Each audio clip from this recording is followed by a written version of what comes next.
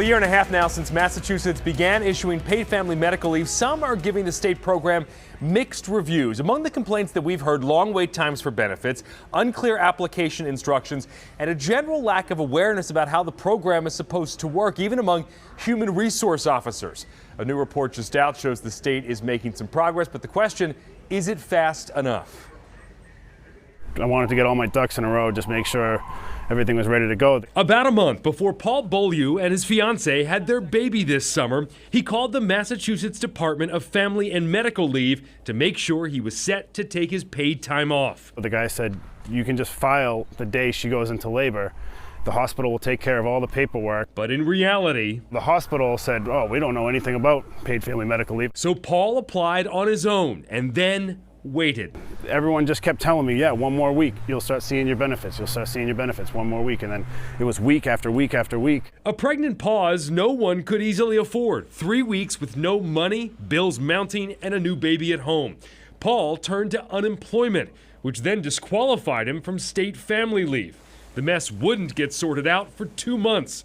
Had he been told, Paul could have applied to the state 30 to 60 days before the baby's birth, which would have sped up his payments. I didn't have any money and I had to make the mortgage payment, I had to pay my credit card bills, I had to make the utility payments. It's a line item on all of our paychecks.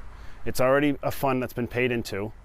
It should be our money. I honestly can say I spent most of my day on the phone as I'm trying to recuperate. After Judy Barry had back surgery last fall, she said it was a struggle to navigate the state's new benefits. I still have a lot of unanswered questions, and to this day, no one can answer them. She works 2 jobs, one full-time, one part-time, but says the state limited her benefits by only paying her claim against her part-time job, which was less.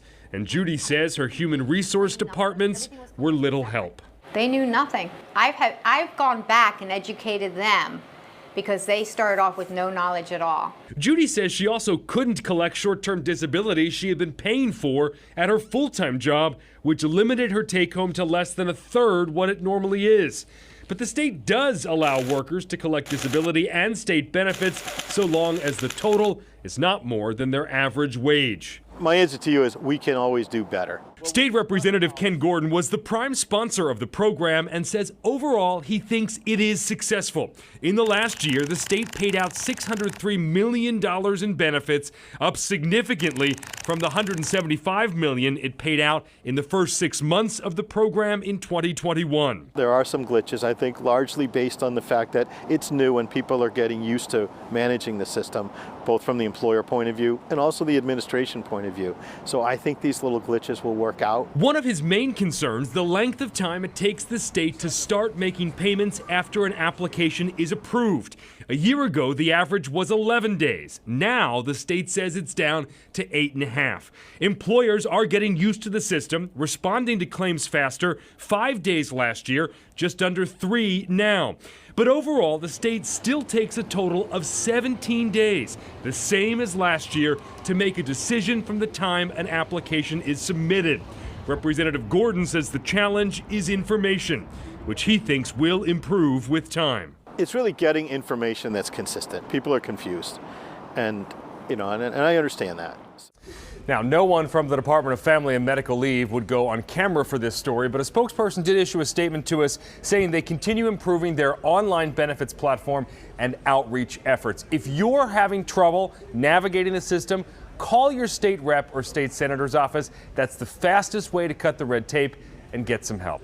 If you've got a consumer story for me, you can email me. The address is ben@wcvb.com.